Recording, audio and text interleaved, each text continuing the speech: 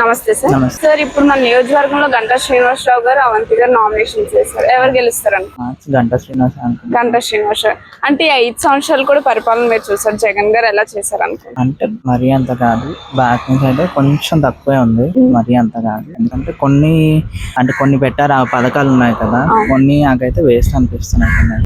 మాలాంటి వాళ్ళకి ఉద్యోగాలు కూడా అంతగా ఏం లేవు, మ్యాథ్స్ చాలా మంది అందుకోవాలి. అంటే ఇప్పుడు ఇంతకు ముందు కూడా మనకి చంద్రబాబు నాయుడు గారు చేశారు, ఇంతకు ముందు 5 సంవత్సరాలు కూడా. అప్పుడు మీకు ఏమనుకుంటున్నారు? అప్పుడు కొంచెం బెటర్ గానే అనిపిస్తుంది, ఉద్యోగాలు అవి కూడా. అండ్ ఇప్పుడు వచ్చే కొత్త పథకాలు వచ్చేసరికి కొన్ని ఇదిగా అనిపి అండ్ కొన్ని రాలేదు కూడా చాలా మంది. అవును, రాలేదు. ఇల్లు కూడా ఇచ్చామంటారు, చాలా వరకు రాలేదు. అవును. ఇంకా నెక్స్ట్ చంద్రబాబు నాయుడు వస్తే బాగుంటది అన్న. మళ్ళీ ఆల్రెడీ ఒక ఐడియా ఉంటుంది కదా, లాస్ట్ మళ్ళీ ఐడియా ఉండొచ్చు, మళ్ళీ అంతా బాగుంటుందని అనుకుంటున్నాను.